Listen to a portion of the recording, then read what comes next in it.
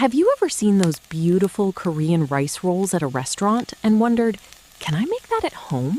Today, I'm going to show you exactly how.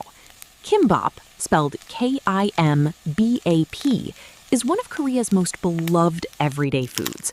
It's perfect for lunch, picnics, or anytime you want something satisfying and colorful. And the good news? You can make it almost anywhere in the world with ingredients you can find easily. Let's start with the ingredients. You'll need short grain or sushi rice, roasted seaweed sheets. You can find these labeled gim or nori at any Asian grocery store. Eggs, imitation crab sticks, or canned tuna if you prefer. Fresh spinach, julienne carrots, and yellow pickled radish, called donmuji, for that iconic pop of color and crunch. For seasoning, you'll need sesame oil, salt, and sesame seeds. That's it. Simple ingredients, incredible result. Step 1 is the rice, and this part is important. Kimbap rice needs to be slightly sticky and well seasoned. Cook your short grain rice as normal, then while it's still warm, season it with about 1 teaspoon of sesame oil and a pinch of salt. Gently fold it through, don't mash it. The sesame oil gives the rice that gorgeous nutty aroma that makes kimbap smell so good. Let it cool slightly before rolling. Step 2. Let's prepare all the fillings. Beat 2 eggs with a pinch of salt and make a thin omelet, then slice it into long strips. Sauté your julienne carrots in a pan with a little oil for 2 minutes until just softened.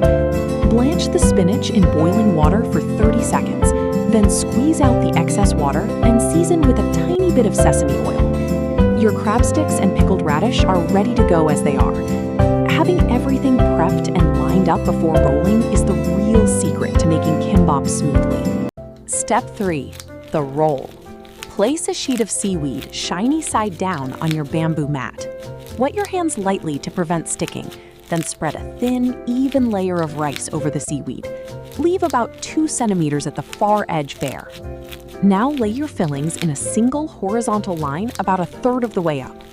Lift the near edge of the mat and roll it over the fillings, pressing firmly and evenly. Keep rolling, applying gentle pressure until you reach the bare edge. That little flap of seaweed will seal the roll perfectly. Don't panic if your first one isn't perfect. Everyone's first kimbap is a little chunky, and it still tastes amazing. Almost there. Before you slice, brush the outside of the roll lightly with sesame oil. This gives it that beautiful glossy finish and adds extra flavor. Now use a sharp knife to slice the roll into pieces about 2 centimeters thick. Rinse your knife with water between each cut to keep the slices clean and prevent the rice from sticking. Arrange them cut side up so everyone can see those gorgeous, colorful rings. This is the most satisfying moment of the whole process, I promise. A few tips before you go. First, always wet your hands before spreading the rice. It prevents sticking. Second, don't overfill.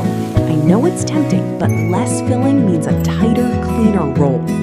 Third, eat kimbap the same day, ideally within a few hours, as the rice can harden in the fridge. As for variations, kimbap is endlessly customizable. Try tuna mixed with a little mayo, or cooked bulgogi beef, or even a fully vegetarian version with avocado and cucumber. There are no strict rules. Make it your own. And that's your kimbap. You've just made one of Korea's most iconic dishes from scratch, at home, wherever in the world you are. I'd love to see how yours turns out, so share a photo in the comments below. If this video helped you, please give it a like. It genuinely helps this channel reach more people. And if you want more Korean recipes explained step by step, hit that subscribe button so you never miss a new video. See you in the next one, and enjoy your kimbap.